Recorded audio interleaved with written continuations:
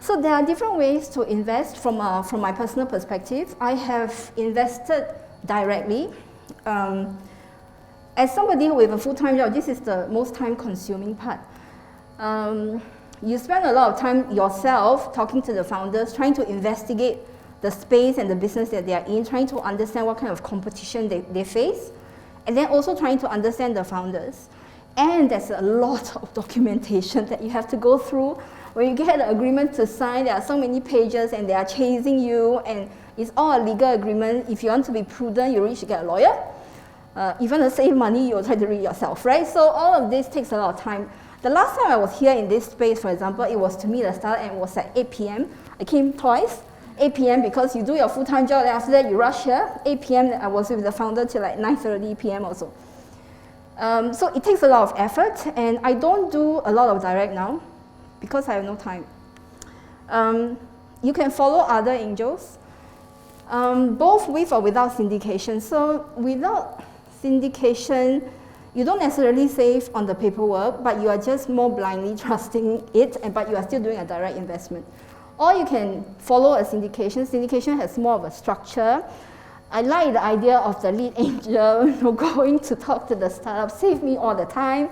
And then when I'm lazy, I'll just ask the lead angel, as opposed to jumping through the syndicate and then talking to the founders. I had also considered joining funds, but I didn't in the end, because it's not why I want to invest. I wasn't interested in putting money into a fund and then have the fund's partner do the investment. I was interested to personally decide which ideas I want or do not want to invest in. And that's primarily because I'm not investing purely for financial reasons. But it may be the right decision for you to have a mix. Valuation as an angel is very, very hard to figure out what's the right valuation. So most of the time, I would only invest if there is a lead VC in the round. So most of the time, that means there's an actual venture firm that has determined that they are going to participate in a round. They probably will take the biggest chunk, and they did their own due diligence and they come up with a valuation. And me as the angel, I would basically be willing to just follow and accept that valuation. So it also in some ways saved me the work, because as an angel, as an individual, you really don't have the time. And also from one startup idea to the next, you are jumping different industries. Their business model can be different. Very few of us have that range of capabilities to be able to think through that. And plus, this is early stage, right? When we're talking about angel, there isn't a lot to go on.